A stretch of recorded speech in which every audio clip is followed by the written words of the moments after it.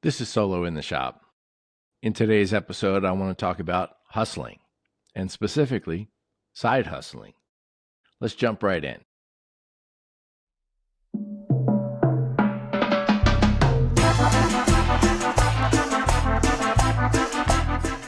Welcome to Solo in the Shop.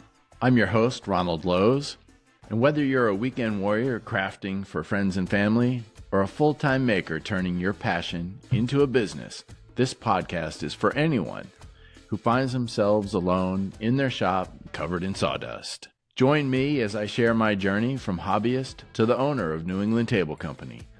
Together, let's navigate the joys and challenges of woodworking and entrepreneurship, one project at a time.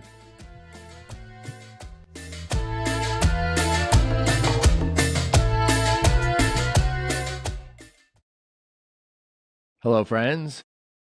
This week in the shop is all about finishing projects. I've got probably 4 tables that I'm trying to finish this week. I have one that I really have to finish today and deliver tomorrow. And oddly, the limiting factor has been the little brass medallion that I want to put underneath the table. I've already cut out the pocket for it, and I'm just waiting for the post office to deliver it. And I'm cautiously optimistic that that's coming today.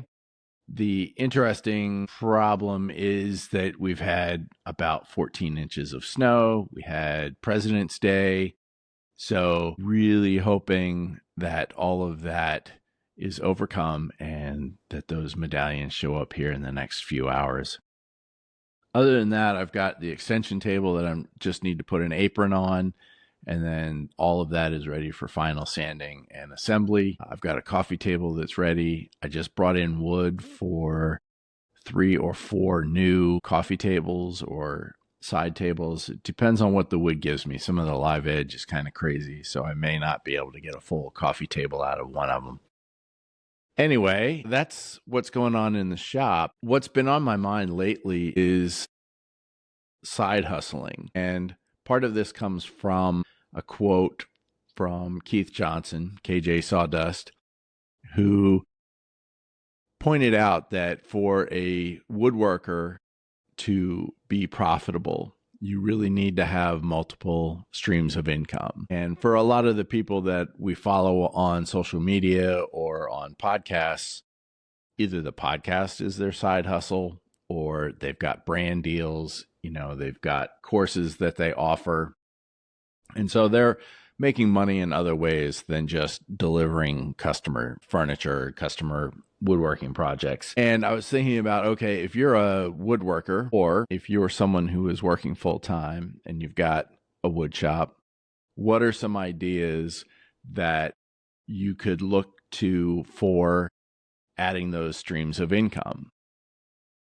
And so I came up with 5, and I'll throw in a bonus because it's one that I am considering for myself. And, I just want to share the ideas with you. The first one, obviously, is just small wooden things like cutting boards and coasters. It's a low effort, but it is kind of boring just because you're making a lot of the same thing over and over and over. So if you have, a CNC or a laser cutter or something to help take some of that monotony out of the job, that's great. But even so, if it's something you're doing part-time, can you set up some kind of templates or jigs or something to be able to batch this stuff out? And depending on your skill, the wood involved, and how well you can market things and what the socioeconomic factors are where you are, anywhere from $20, $150, $200, depending on what you're making and, how well you can make those things. It's an easy thing to sell either through Etsy or craft fairs. You can even sell it on Instagram, Facebook Marketplace, which you people should know that I love Facebook Marketplace. You can also look to little boutiques. Is it boutique? Boutique? I don't know. Anyway, little thrift stores, consignment shops, things like that. Figure out what you need to make it worthwhile and then talk to them about commission rates and what their markup should be to make that make sense, because that gets your stuff in front of more potential shoppers. The second one is if you have either a laser cutter or a CNC, offer that as a service. There are people like me who don't have either of those that occasionally would have use for it. And if we can find you, then it's something where, you know, we can either describe it or we can send you SVGs and figure out a way to make a process out of collecting other people's little projects and then cutting those. There's a service called Send Cut Send where you send material in a file. They cut the material and send it back to you. So if you can kind of come up with a scaled down version of that, you know, figure out what your time is worth. I've got to believe, you know, anywhere from $50 to $500 for a project makes sense. Especially, you know, custom engraving, making furniture components, those kind of things.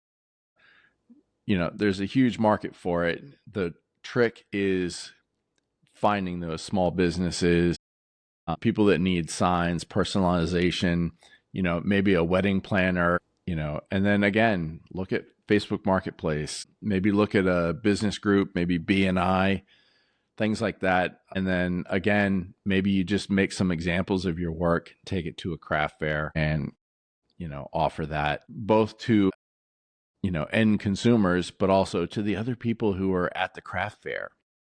You know, walk around and introduce yourself to the people who are making stuff and say, look, if you don't have a laser or CNC, come find me and let me help you out. It's a great way to network and a great way to build some revenue. DIY kits, you know, different laser cutting is what comes to mind, you know, being able to cut out lots of small pieces to make small projects and then let people put those things together.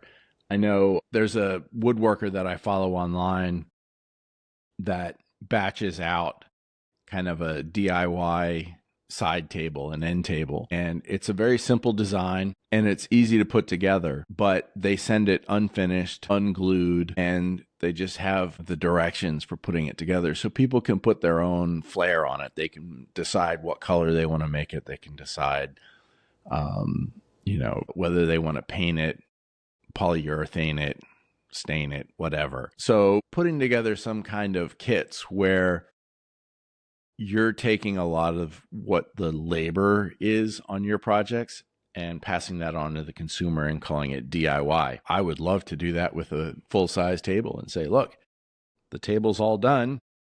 You just need to sand it for about 2 days and then put some finish on it. I don't think anyone's going to go for that, but that would be a beautiful, beautiful thing because, you know, everybody loves sanding, right? The next thing is teaching.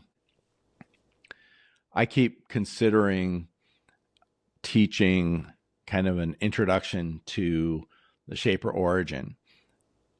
There's a lot of interest. It's a, you know, $3,500 tool, so not everybody can just race out and get one. But if it's something that, you know, a woodworker is considering, I feel like an introductory class to see what it can do and to get comfortable with it makes a lot of sense.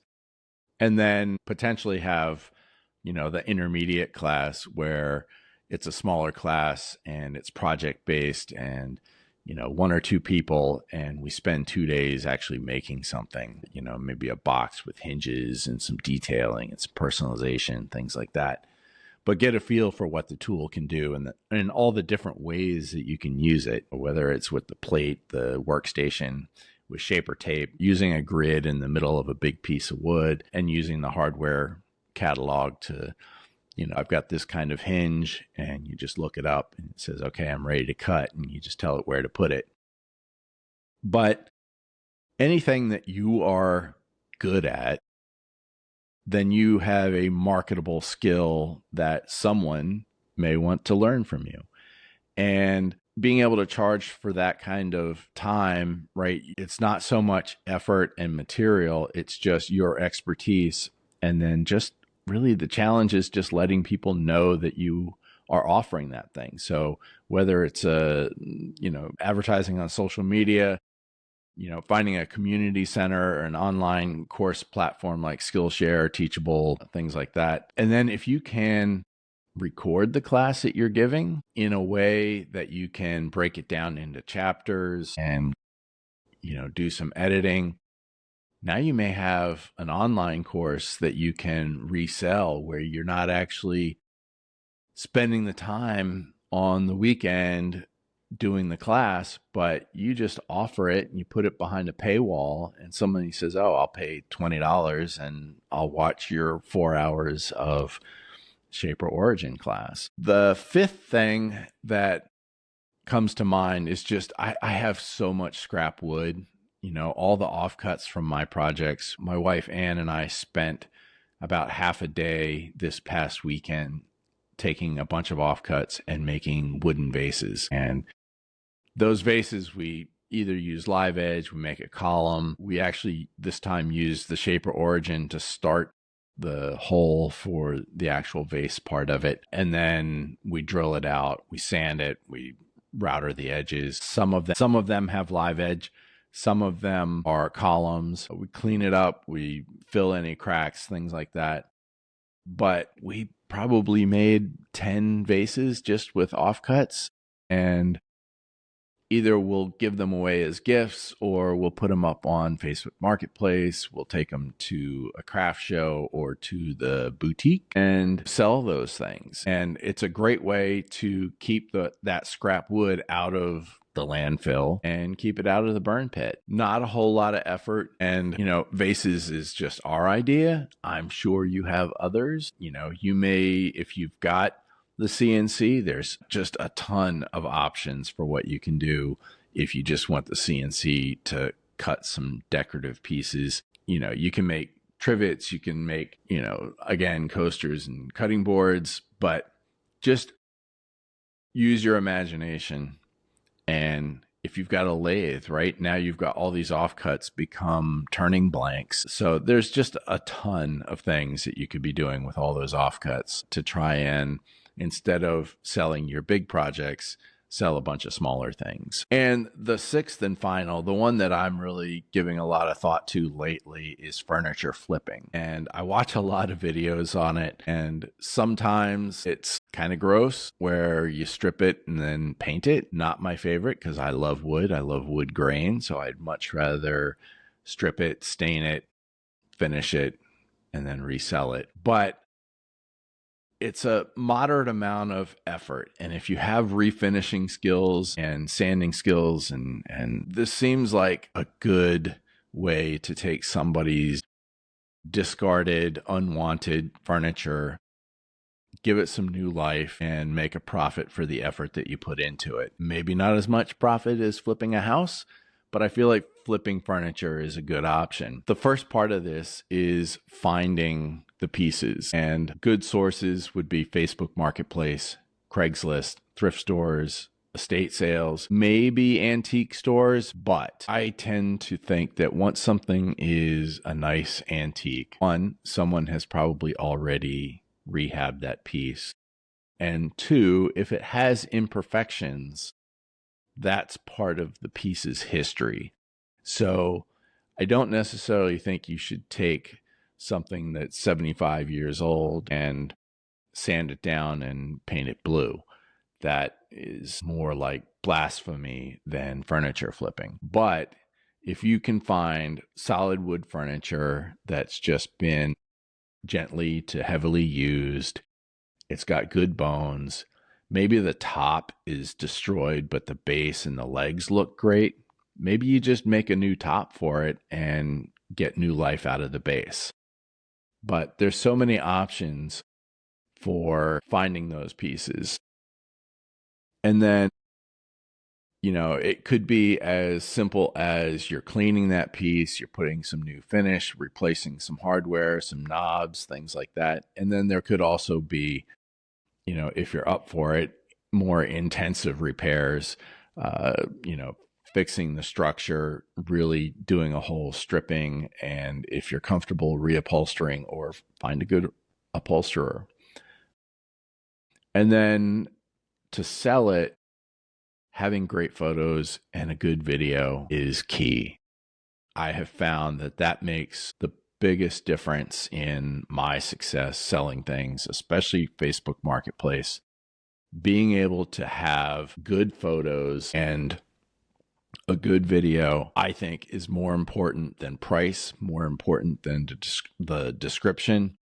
It is seals the deal. It's what catches people, makes them look, makes them click through, and then ultimately inquire. And then now it's up to you to close the deal. You know, there's small flips like chairs and nightstands. There's bigger things like desks and dressers, dining table, and then, you know, anything that's an antique or custom finish. You know, if you're comfortable with stripping and then new shellac looks amazing on things. I wouldn't use it on a dining table, but on, you know, really nice dressers and buffet tables, things like that, it looks so good.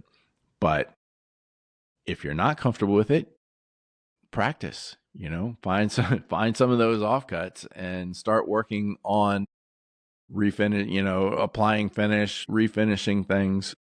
You know, practice is the way to get your skills up so that you can make a go with this. We're going to get rid of that whole section. Obviously, the same kind of things for selling your refinished or flipped furniture using Facebook Marketplace, Craigslist, Etsy, especially if you're willing to do shipping. Etsy is great. And then there's a site called OfferUp. You can, you know, any of these bidding sites you could use. And then build a brand around it. You know, make a separate Instagram or TikTok or Pinterest to be your furniture flipping arm, your furniture repair department, and let people know that that's what you're doing. And you may accidentally back into people bringing you their own stuff and just say, I just want to repair. And then now you're back to time and materials for repairing some furniture. So it's just a great way to get some extra income and potentially grow your business. Things to look for when you're flipping furniture is obviously look for solid wood, and you want to avoid veneers and particle board and stuff like that where it was never high quality furniture to begin with. Nothing like spending $50 on a table and then you start sanding it and realize you've sanded through the veneer and now you're looking at particle board and you're just going to have to remake a top. It turns into a much more expensive proposition. So if you can figure out by looking at the edges, by feel, by weight, you know, obviously solid wood is going to be a much heavier, denser piece of furniture than something that's got particle board in it. You want to minimize your material costs. So don't throw out old stain. You know, keep your paint. If you're taking hardware off of something, try to clean that hardware or save it for another project. You know, so whatever you can to keep your costs down. And then you want to be sensitive to what the trends are in home decor, whether that means you're looking at, you know, the Restoration Hardware catalog, the Our House catalog, or reading Architectural Digest. You should be aware of what people are buying and not buying. I noticed probably 6 months ago that there is a big trend towards round tables. Not necessarily round dining tables, but round occasional tables, coffee tables, things like that. Those are very prominent in all the magazines now. So that's something that's kind of in the back of my head is, hey, if I've got some extra wood, if I'm going to make a spec table, especially a coffee table, then I'm going to try to make some round ones because that's what's in style right now. But at the same time, as I was investigating furniture flipping, I'm going through Facebook Marketplace looking at different low-cost tables. And there was one that kind of appealed to me, but it was so dark and had kind of an Art Deco motif. And I was like, I like it, but I don't think there's 5 other people that are going to appreciate it. And say, yeah, I want this. And so I think the style of it was really why it was so affordable. The table itself was a good size, and it was an extension table, and it came with chairs, and they were selling it for $200. But I think that the chairs alone might be worth $200, but when you put them in front of this Art Deco table, it loses a lot of value just because it's so out of fashion. So being aware of what the decor trends are is pretty important. And then when it comes to attracting buyers, especially Facebook Marketplace and some of these other online marketplaces, if you can offer free delivery within your limited geographical area, that's way more attractive. And if it's going to be shipping, if it's a small item, can you work that shipping cost into the cost of the item so that it's essentially free? So furniture flipping is something that I'm thinking about, just to add another revenue stream, another, we'll say, department added to New England Table Company, as well as education. I still like the idea of teaching the Shaper Origin class. Anyway, that is what I have for you this week. Hope you guys are hustling. And if you're hustling too much and not making enough, maybe it's time to start side hustling. That's all I have for you this week. Enjoy. Stay safe. A couple things before I get back to work. First, if you aren't already following this podcast, what are you doing? Hit follow so you don't miss a single episode. And then secondly, as a favor to me, could you leave a rating or a review wherever you listen? And be sure to share this show with any of your friends that need to tune in. As always, I'd love to hear from you at solointheshop@gmail.com. Thank you for listening. Stay safe, and I'll talk to you again soon.